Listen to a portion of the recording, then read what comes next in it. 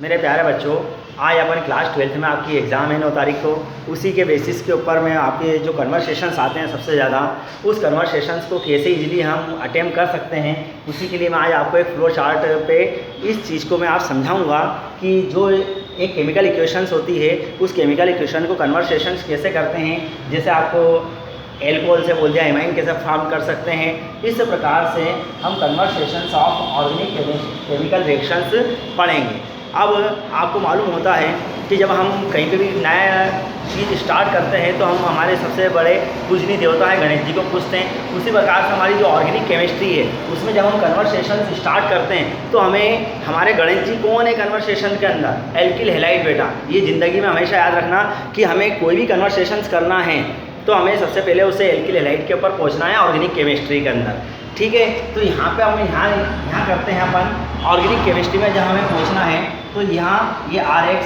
Alkyl halide होते हैं। क्या होते हैं बेटा? ये CnH2n+1 और X, जहाँ X क्या हो सकते हैं बेटा? क्लोरीन, ब्रोमीन, आयोडीन, ठीक है। अब जो हमारी ऑर्गेनिक केमिस्ट्री की शुरुआत होती है, स्टार्ट होती है, वो हम कहाँ से करते हैं? एल्केन। कहाँ से स्टार्ट करते हैं मेरे प्यारे बच्चों? एल्केन, एल्केन, ठीक है बेटा। फिर एल्काइंस, एल्किन्स, एल्केन्स, एल्किन और एल्काइंस, एल्काइंस। ये क्या हो गया बेटा? एल्किन, एल्केन और एल्काइन, एल्काइन। इनका सामान्य फार्मूला क्या होता है बेटा आपके पास में? जो CnH2n+2, इसका CnH2n और CnH2n-2 होता है। अब हमें जब भी स्टार्ट करना है तो हमें यहाँ से एल्केन से कहाँ पे आना है? एल्किल हैलाइड पर। एल्किन से आना है तो एल्किल हैलाइड पर, और एल्केन से भी आना है हमें एल्किल हैलाइड पर।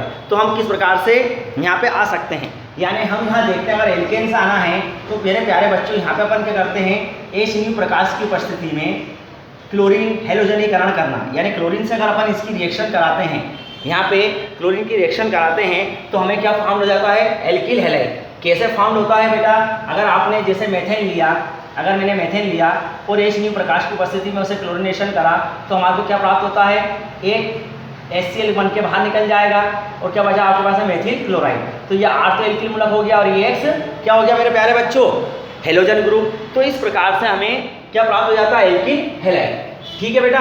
ये एल्किल हैलाइड प्राप्त हो जाता है। उसी प्रकार से अगर हमें एल्किन्स हैं, एल्किन्स हैं और एल्किन से हमें कहाँ पे पहुँचना है मेरे प्यारे बच्चों? एल्किल हैलाइड के ऊपर। तो एल्किन से जब एल्किल हैलाइड पर पहुँचेंगे तो हमें जो एसिड्स होते हैं जैसे hydrochloric acid, hydrogen bromide, hydrogen iodide, HS, जो हेलोजेंस एसिड होते हैं उनसे हमें रिएक्शन करानी। परंतु मेरे प्यारे बच्चों इसकी जब हम रिएक्शन कराते हैं तो आपको ये ध्यान रखना चाहिए, ये जो रूल हैं आपके 11th के अंदर आपने पढ़े हैं, मार्कोनिकॉफ का रूल एक, और एक क्या होता है? प्रति मार्कोनिकॉफ और एक मार्कोनिकॉफ का रूल, यानी पराक्साइड प्रभाव भी अपन कहते हैं, उसे खराश प्रभाव भी कहते हैं, प्रति मार्कोनिकॉफ का रूल। तो हम उसको अकॉर्डिंग यहाँ पे RX पे अपन उसे पहुँच सकते हैं, ठीक है। हम कैसे पहुँचेंगे उसके अंदर? अगर सिमेट्री असंतृप्त हाइड्रोकार्बन है, असंतृप्त हाइड्रोकार्बन है कौन से? जिसमें द्विबंध और त्रिबंध होते हैं। अगर यहाँ पे मैंने इथिलीन CH2 लिया तो ये कौन सा है? सिमेट्रिकली अनसैचुरेटेड है, सिमेट्रिकल, यानी इस द्विबंध के इधर भी और इधर भी ये दोनों के दोनों क्या हैं? एक तरीके के एल्किल मूलक हैं। तो इसके ऊपर तो अगर हम HX की यहाँ पे क्रिया कराते हैं, यानी किसकी भी हमने क्रिया कराई, यहाँ पे HX की क्रिया कराते हैं तो -1 यहाँ से बॉन्ड टूटता है, एक H यहाँ पे जुड़ जाएगा और X यहाँ पे जुड़ जाएगा। तो क्या बना हमारे पास में? CH3 CH2X, ठीक है। परंतु यदि बेटा आपके पास में इस प्रकार से अनसिमेट्रिकल हो, CH3 CH double bond CH2, propene हो, अब प्रोपीन के ऊपर अगर आपको इसका सम कराना है, हेलोजन अम्लों का योग कराना है, तो अब मार्कोनिकॉफ का रूल यहाँ पे लागू होगा। यानी यहाँ पे आप पराक्साइड की अनुपस्थिति के अंदर अगर हमारे इसकी रिएक्शन कराते हैं तो आपको मालूम होना चाहिए मार्कोनिकॉफ ने क्या बोला था कि द्विबंध से जुड़े हुए जो भी कार्बन एटम है उसके साथ में जो सबसे कम हाइड्रोजन होता है, जो सबसे कम हाइड्रोजन द्विबंध से जुड़े हुए कार्बन से जिसके पास में सबसे कम हाइड्रोजन होता है उससे जाके हाइड्रोजन अणु का ऋणात्मक भाग जाके जुड़ता है, और जहाँ पे द्विबंध जुड़े उस कार्बन के साथ में जहाँ पे हाइड्रोजन अधिक होता है वहाँ पे जाके क्या जुड़ता है, हाइड्रोजन जाके जुड़ता है। ये जैसे यहाँ पे आके जुड़ेगा और ये बॉन्ड यहाँ पे जाके जुड़ेगा, ये बॉन्ड टूटेगा तो हमारे पास में क्या प्राप्त होगा बेटा, CH3, CH यहाँ X आ जाएगा और यहाँ CH3। इस प्रकार से आपको ये प्राप्त हो जाते हैं एल्किल हैलाइड। क्या प्राप्त हो जाते हैं, एल्किल हैलाइड हमें प्राप्त हो जाते हैं। ये भी RH है, ये भी ये क्या है, RH है टोटल। इसी प्रकार से अगर हमें एल्काइन से जाना है, एल्काइन से जाना है तो इसको हम पहले क्या करते हैं, डायरेक्टली बेटा हम एल्किन्स पे चले जाएं, इसका हाइड्रोजनीकरण कर दें। हाइड्रोजन से अगर अपन यहाँ पे रिएक्शन करा दें एल्किन की तो हमारे पास में क्या होगा, एक बॉन्ड टूटेगा। एक बॉन्ड अगर यहाँ एसिटिलीन जैसा अपन यहाँ पे लिखते हैं CH ट्रिपल बॉन्ड CH, अगर मैं इसका हाइड्रोजनीकरण कराते हैं, रिएक्शन कराते हैं तो ये एक बॉन्ड टूटता है तो क्या बन जाएगा बेटा, एल्किन में चेंज हो जाएगा। किस में चेंज हो जाएगा, ये एल्किन में चेंज हो जाएगा। और जैसे एल्किन में चेंज हुआ तो हम इस प्रकार से उसको मार्कोनी ऑफ के रूल के अकॉर्डिंग हम उसको किस में बदल सकते हैं बेटा, एल्किल हैलाइड में बदल सकते हैं। इस प्रकार से हम इसको चेंज कर सकते हैं। ध्यान से देखना बेटा, इतना आप इसका स्क्रीनशॉट भी ले लो जो मैंने लिखा है, फिर मैं आगे आपको और बतलाता हूँ। ठीक है बेटा, ले लिया, देख लिया आपने अच्छी तरह से। अब यहाँ पे इसे रब करते हैं। अब आगे मैं बेटा आपको यहाँ चीज़ बतलाता हूँ कि यहाँ तक पहुँच गया RH। अब हमें यहाँ तक हम एल्किन से यहाँ से भी जा सकते हैं और एल्किन से यहाँ पे भी वही आपका मार्कोनी ऑफ का रूल यहाँ पे भी लग सकता है। ठीक है, अब हमें कहाँ पे जाना है, एल्किल हैलाइड है। ये क्या बन गया हमारे पास में, एल्किल हैलाइड। क्या बन गया बेटा, ये एल्काइल हैलाइड, एल्काइल हैलाइड। ये क्या बन गया हमारे पास में, एल्काइल हैलाइड। अगर मैं इस एल्काइल हैलाइड की मेरे को कहाँ पे जाना है, अल्कोहल बनाना है, तो अगर मैं एक्यूज यानी जलीय पोटेशियम हाइड्रोक्साइड्स की अगर इसकी रिएक्शन करा देते हैं बेटा तो क्या होगा, यहाँ पे जो एक्यूज है KOH, ये X किसके साथ चला जाएगा, पोटेशियम के साथ, यानी -KX से यहाँ से बाहर हो जाएगा और OH कहाँ चला जाएगा, इस X की जगह। यानी हमारे पास में क्या प्राप्त हो जाता है, एल्कोहल। क्या प्राप्त हो जाते हैं बेटा, एल्कोहल। क्या प्राप्त होगा हमारे पास में, एल्कोहल हमें फॉर्म्ड हो जाता है। यानी ROH हमें क्या फॉर्म हो गया यहाँ पे, ROH यानी एल्कोहल फॉर्म हो जाते हैं। अब यहाँ पे ये ध्यान रखना है, यदि एल्किल हैलाइड 1 डिग्री है तो आपको 1 डिग्री एल्कोहल प्राप्त होगा, 2nd डिग्री है तो 2nd डिग्री एल्कोहल प्राप्त होगा, टर्शरी है तो आपको टर्शरी एल्कोहल प्राप्त होगा। यानी एल्किल हैलाइड अगर 1 डिग्री है तो 1 डिग्री एल्कोहल होगा, 2nd डिग्री है तो 2nd होगा बेटा, और 3rd डिग्री है तो 3rd डिग्री एल्कोहल आपको प्राप्त होगा। तो ये कन्वर्सेशन हम डायरेक्ट इस प्रकार से एक्यूज KOH से करना है, जलीय क्या करना है, जलीय KOH से यहाँ पे रिएक्शन करेंगे एक्यूज, और एक एल्कोहलिक KOH होता है बेटा, AlCKOH होता है।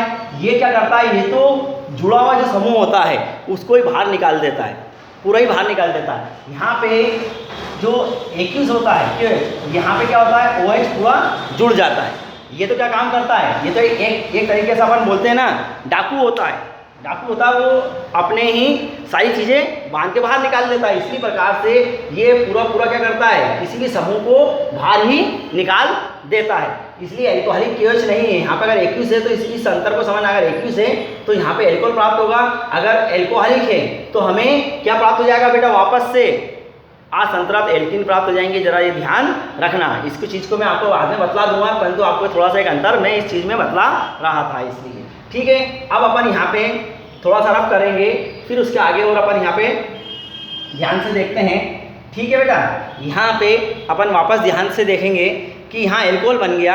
अब एल्कोहल से आपको कहाँ पे जाना है मेरे प्यारे बच्चों, बतलाओ। अगर एल्कोहल का ऑक्सीडेशन करें, क्या करें हम, एल्कोहल का ऑक्सीडेशन करें, एल्कोहल का ऑक्सीडेशन करें तो एल्कोहल का ऑक्सीडेशन क्या से हो सकता है कि स्ट्रॉन्ग ऑक्सीडेशन भी होता है एल्कोहल का ऑक्सीडेशन, और एक स्ट्रॉन्ग होता है और एक माइल्ड यानी कम होता है। तो अगर मेरे पास में स्ट्रॉन्ग ले में, अगर मैं स्ट्रॉन्ग ले तो उसके अंदर स्ट्रॉन्ग में क्या ले सकता हूँ बेटा, मैं KMnO4 potassium permanganate, KMnO4 potassium permanganate, potassium dichromate K2Cr2O7। ठीक है, फिर एक जेम्स रिएजेंट्स भी होता है बेटा, क्या होता है, क्रोमिल ऑक्साइड CO3 प्लस क्या आएगा, H2SO4। इसे हम जेम्स रिएजेंट भी कहते हैं। इनकी प्रेजेंस के अंदर अगर हम एल्कोहल को करेंगे तो स्ट्रांग है तो ये डायरेक्टली एसिड के अंदर बदल जाएगा। ठीक है, इसी प्रकार से एक माइल्ड होता है। अगर हम यहाँ पे बेटा माइल्ड का लें तो माइल्ड के अंदर क्या आएगा, CrO3, याद रखना PCC, PDC। ठीक है, PDC फेलिंग सॉल्यूशंस हो सकते हैं बेटा, फेलिंग सॉल्यूशन। बेटा टॉलेंस रिएजेंट्स हो सकता है, टॉलेंस रिएजेंट। हम इसी का क्या करेंगे, इसका ऑक्सीडेशन करेंगे। क्या करेंगे मेरे प्यारे भाई बच्चों, इसका अपन ऑक्सीडेशन करेंगे। तो अगर मैं इसका ऑक्सीडेशन करता हूँ, किसका ऑक्सीडेशन, स्ट्रॉन्ग ऑक्सीडेशन करते हैं तो डायरेक्टली हम किस में परिवर्तित कर सकते हैं, इसे एसिड में, RCOH डायरेक्टली किस में आ सकता है बेटा, ये एसिड के अंदर किस में परिवर्तित हो जाएगा, ये कार्बोक्सिलिक एसिड में हो जाएगा। परंतु यदि हमें इस कार्बोक्सिलिक एसिड को यहाँ पर करना है, अगर हम यहाँ पे केवल माइल्ड करें, माइल्ड ऑक्सीडेशन करें, केवल माइल्ड यानी केवल यहाँ PVC, PCC फेलिंग सॉल्यूशन की प्रेजेंस के अंदर ऑक्सीडेशन करते हैं तो ये किसमें चेंज हो जाता है मेरे प्यारे बच्चों, एल्डिहाइड में, किसमें परिवर्तित हो जाता है। अगर हम यहाँ पे लें तो अगर मैं इसको इस रूप में लिखूँ RCHO, या R को अपन यहाँ पे ये भी लिख सकते हैं CH3CHO, किसमें परिवर्तित हो गया बेटा, ये एल्डिहाइड के अंदर। अगर एल्डिहाइड में परिवर्तित हुआ तो अगर ये फर्स्ट डिग्री अल्कोहल होगा तो वो एल्डिहाइड में जाएगा। अगर सेकंड डिग्री अल्कोहल होगा बेटा, याद रखना सेकंड डिग्री अल्कोहल होगा तो वो क्या बना के दे देगा, हमें कीटोन दे देगा। क्या दे देगा बेटा, RCOR कीटोन दे देगा हमें।